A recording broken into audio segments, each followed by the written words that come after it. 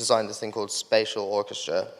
The idea that we had was basically that we wanted the easiest way to work with music possible, and the best way to do that would be able to allow people to continue to use the space that they're using as they would normally, but interpret that and then change and modulate the music that you might be making. So if you just have sensors put up around the room, either proximity sensor, light sensors, pressure sensors, flex sensors, so that you can put these all around the room, and basically as people go through the room and just interact with it as they normally would, then this can change the sound that you are having in that space. Yeah, it's a lot of the idea is to actually use the sound that we gathered from this space. Ideally, we would want to do that in real time with microphones. Right now we have some soundscapes that we've recorded yesterday, and we're using those. Unfortunately, we've just fried our Arduino board, so only our proximity sensor works currently. So but we can demonstrate the actual soundscape anyways, because we have dummy data on it. Yeah, so just using dummy data, what we would do ideally is just take the data from the sensors and run it through, but we're just going to have to do that with the laptop at the moment, other than potentially with the proximity sensor, hopefully. Yeah. Cool. Are we plugged in?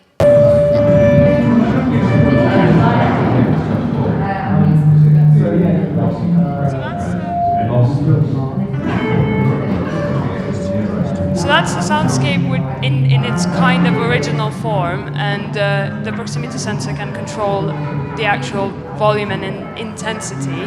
Other sensors would have controlled other attributes like reverb, delay, feedback, and just some modulation. So, but I'm going to do that by hand now because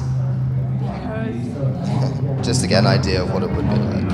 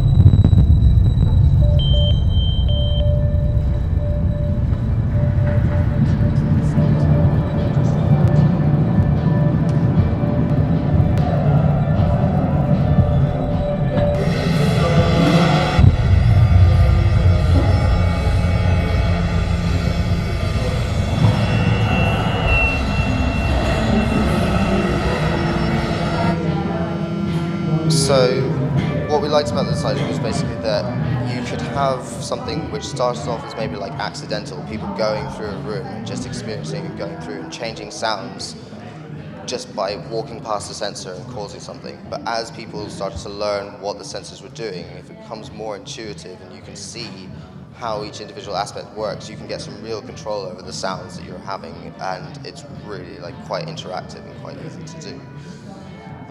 Yeah, so you build a soundscape from the actual soundscape of the room, which was all that we used besides pure data.